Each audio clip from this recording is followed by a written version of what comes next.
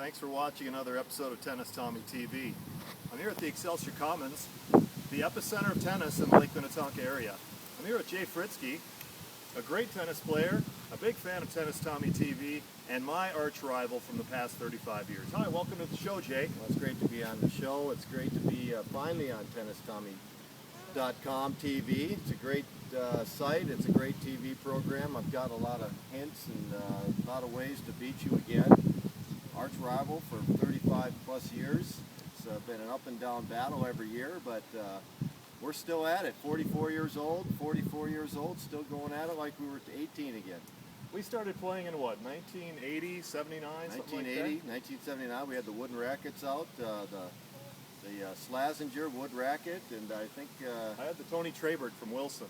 Yeah, so those were the good old days when tennis was tennis. A little bit slower than today's age, but sure was a fun time. You had to unscrew the little wooden frame just to keep those rackets perfectly in tune. Yeah. Anyway, let's move on to tennis of today. We're in 2011. The Grand Slam season's halfway over. We've got Novak Djokovic, who was on a tear for most of the season. Won the Australian Open, was undefeated going into the French. Finally lost in the French to Roger Federer. Nadal takes the title in Paris. What do you think of the ATP Tour so far this season? It's been pretty predictable in my opinion. You know, you got Nadal cruising through the French Open again. You've got Djokovic, who's pretty good at the hard court surface. And then what do we got coming up next?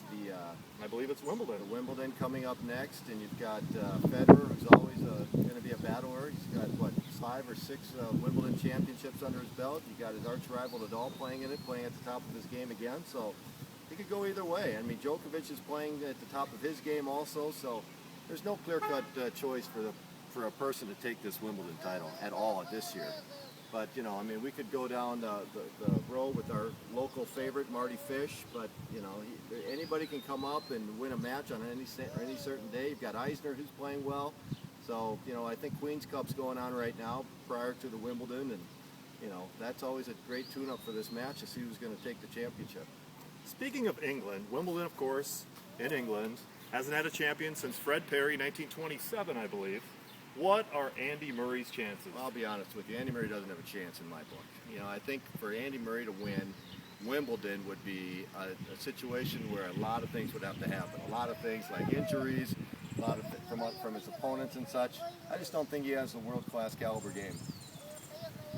That's an excellent take on Wimbledon. Let's talk about maybe some of the best matches of all time on the ATP Tour. Anything that jumps out at you? Well, I like the emotional matches. I like to go back to the Connors matches. I like to go back to the Agassi, Sampras matches. Those were the matches that you know, got tennis to where it is. You know, after those guys went away, you had a little slump, but then you had Federer and Nadal playing in their rivalries. You got to get the rivalries back. You got to get the emotion back. But we didn't have the emotion that you would see that in the past years for a while, but now you're seeing a little bit of it with the Nadal rivalry coming back.